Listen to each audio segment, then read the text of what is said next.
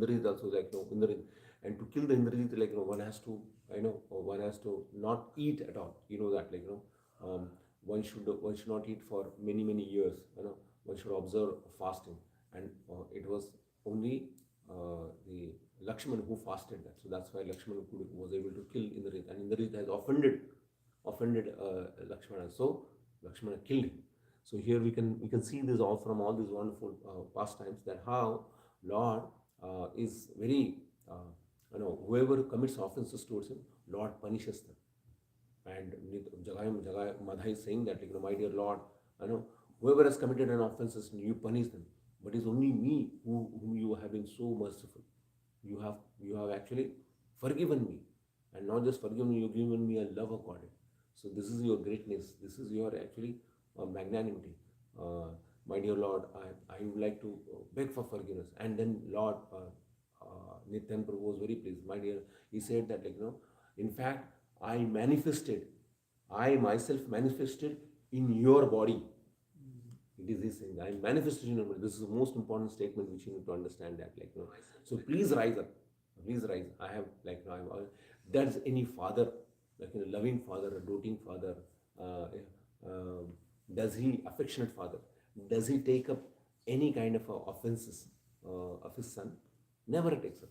So I don't consider your whatever it is as an offense. So I've already forgiven you. So this is how Nityan Prabhu actually consoles him. And then Madhai falls at the feet. But my dear Lord, I have committed so many offenses towards so many people whom I do not know, because I was inebriated. I was completely in a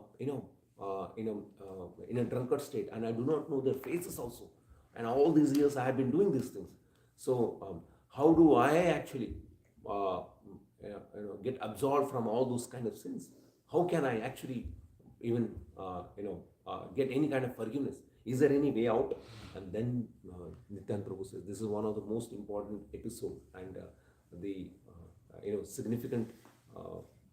You can say that the story or the part of the story is this one, that as Nityan Prabhu is instructing Madhai that you might have you do not remember the only way for all the offenses you have committed toward all the devotees whom you may not know is by serving them, by serving the Vaishnavas,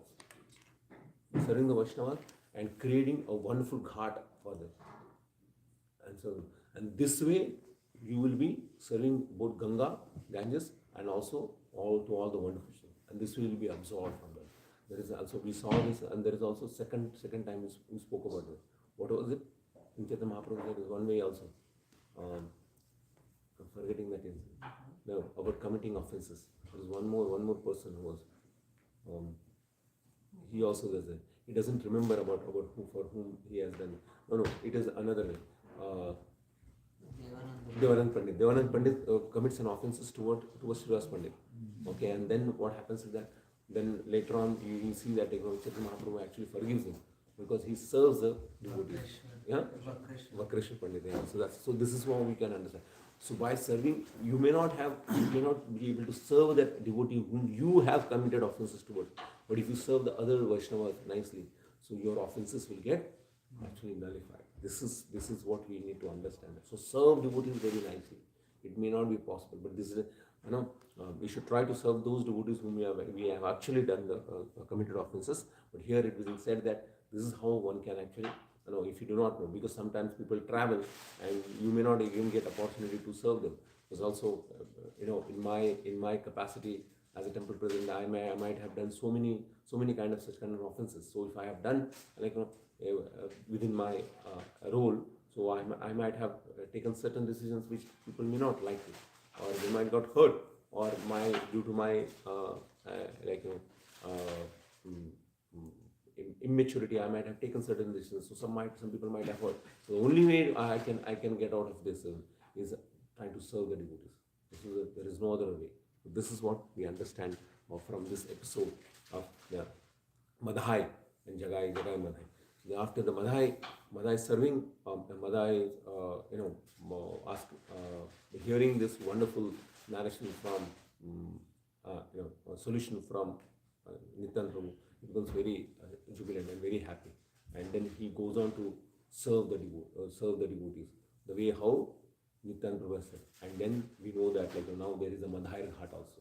Okay, the relics those who have visited the Mayapur, they might have seen that. So this is the glory of Chaitanya, of Nityananda Prabhu, that he made even the sinner, the most sinful person, he made the greatest saintly person whom we worship now, and they have become for us, they have become Mahajans, on whose footsteps we are supposed we can follow. Then this is the mercy. Now the mercy continues that the same Nityananda Prabhu, he also rescued the later on what happens. Okay, let us come to this point where then we'll describe about the Chaitanya Mahaprabhu's another merciful Nityananda Prabhu's another merciful incident is that the when the Madhya Leela ends when Gauranga Mahaprabhu discusses about the sannyas. What happens is, as we know that one time Chaitanya Mahaprabhu, he actually contemplates and he understands that there are so many people who are not still submitting to Chaitanya Mahaprabhu. They are actually committing offenses towards Chaitanya Mahaprabhu. One such incident which has happened was that when Chaitanya Mahaprabhu, as we all know, he was in a deep ecstatic mood, and he was in a Gopi Bha mood. And in that Gopi Bha mood, he chanted Gopi, Gopi, Gopi, Gopi. As he was chanting Gopi, Gopi, Gopi, now there was one of the students, he did not understand it, and he said what are you chanting Gopi, Gopi? You are like a mad man, and you don't even understand what Vedas is. You are supposed to chant Krishna's name, not the Gopi's name. What are you trying to do? And then Chaitanya Mahaprabhu actually proposed the argument saying, your Krishna, he has so many flaws. And then this student, he knew already well, so he also gave some arguments back to him. And then it's and then Chaitanya Mahaprabhu became very upset, and he took a stick and ran behind him. Okay, ran behind. And then he was running, this boy was running, and Chaitanya Mahaprabhu was behind him. And then later on, this boy told to all his friends about this incident, and then all the students, they planned to beat Chaitanya Mahaprabhu. So and Chaitanya Mahaprabhu then came to know. He was meditating that what is this happening? People are actually committing offenses towards me, and this way they are actually digging their own grave. And so it is not. I've come here to rescue them, to give them the love of Godhead. And now instead of that, they are actually they're committing more offenses, and they are not they are losing the opportunity to get the love of Godhead. So what is the outcome? And many people are there, they are not even ready to come to me. So then he decided that okay, now let me take sannyas, because if they see the saffron robes, then people will respect me more, and they will honor me, and then they won't commit any offenses towards me. And this way, I can freely give love of Godhead to them.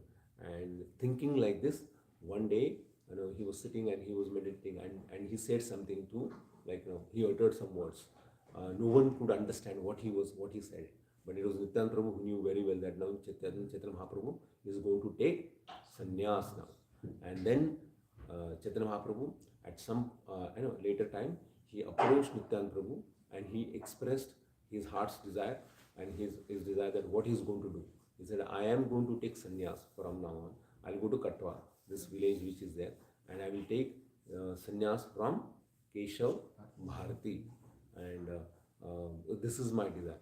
But Nityananda Prabhu, oh my dear Nityananda Prabhu, you please tell me, whatever you say, I am going to do it. As I told you that Chaitanya Mahaprabhu always he always approached the devotees and consulted them, and he took decision based on that.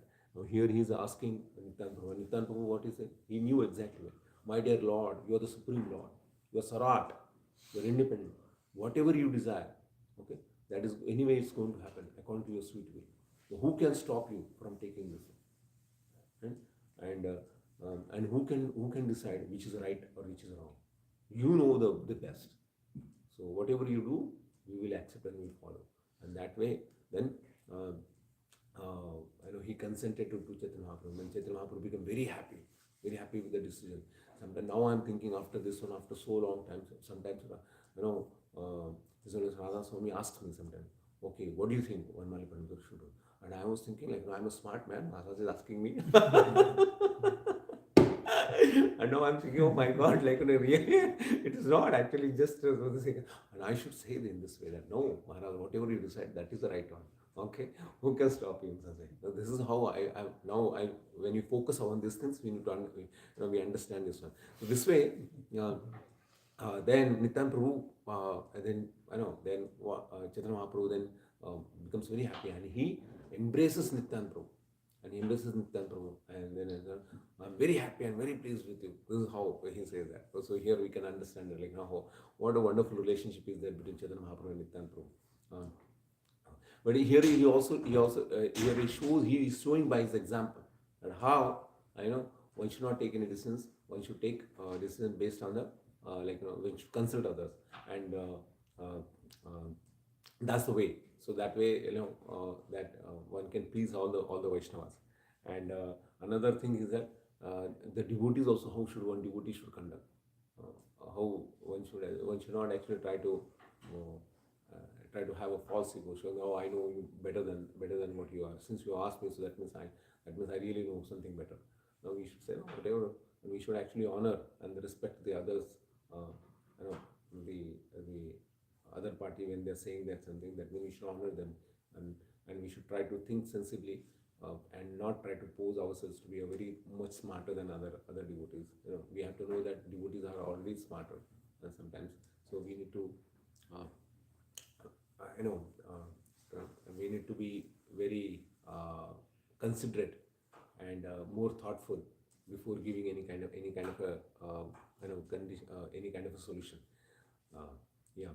So here, after you know after getting consent from Nityan Prabhu, he becomes very happy, and then he goes and takes sannyas. He goes to Katwa, and then he takes sannyas there, as narrated in the Chaitanya Charitamrita. Of course, Chaitanya Mahaprabhu also tells him that do not tell it to anybody else apart from five people. So he tells the five people. One is he himself, Nityan Prabhu, and his mother, Sachimata. Then he tells about the Jagdanand Pandit, Brahmananda, Gadadhar Pandit, and Chandrasekhar Acharya, and Mukunda. So these are the five people he tells them that you should tell to only to these five people, and do not tell to anybody else other than these people. So then Chaitanya Mahaprabhu takes sannyas. After taking sannyas, then from the Katwa, then as we know that somehow by mysterious arrangement he comes to Shantipur, and he asks Nityan Prabhu there at the Shantipur that you please ask all the devotees who are there in Navadip to come and meet me at Advaita Acharya's house. Shantipur is a place where because it's called as a Shantinath, where Advaita Acharya lives. So Chaitanya Mahaprabhu asked Nityan Prabhu to invite all the people, to get all the people from Navadip to Advaita Acharya's house. So Nityan Prabhu very happily he goes to Navadip, and as he's going, because he's completely mad man. While going he does all the mad things everywhere. He dances, roars loudly, sometimes stands in the middle of the road and cries. This is what he does. And sometimes he removes his clothes. He ties his clothes on his head. This is how Nityan Prabhu, because he's in transcendental love of Godhead, and that's how in that state he in that ecstatic state he behaves in such a way as he was doing all these ecstatic these acts, and finally he reaches to to know the house of Mother Sachi. And as he sees Mother Sachi, and Mother Sachi she was fasting for 12 days, not eating, because Chaitanya Mahaprabhu had left, and she was also in a transcendental ecstasy, and she was asking everyone, "Oh, have you seen Krishna Balram?" Hmm? Oh. And then asking that, and she goes unconscious, and this is how she was behaving. And the Nityan Prabhu came, and he comes there and he sees all this, the the ecstatic the symptoms of Sachimata, and her seeing her state, he also cries, and all the devotees, not just them, but all the devotees who are there, they also are in a completely sad and morose state, and they are also in a same state, in a very in a completely in despair, completely in uh, in a somber state. And as they were in that state, when they see Nityananda Prabhu, they feel some kind of a relief, and then he addresses to Sachimata that who can actually, who can know the glory of your glory. And you are Mother Yashoda herself, and like even the Vedas cannot actually understand and understand your glories. And then he goes on to say that, like, I know you know everything. That Chaitanya Mahaprabhu has taken sannyas, and he is there at Advait Acharya's house in Shantipur, and he has invited all of you. So please, all of you, please go to the Shantipur. I have come to take you all. And he asked Mother Sachi that, please break your fast. Now you cook for all the devotees, and you break the fast. And Mother Sachi, after hearing the from Nityan Prabhu, she cooks, and she offers the bhoga. After offering the bhoga, then she distributes the prasadam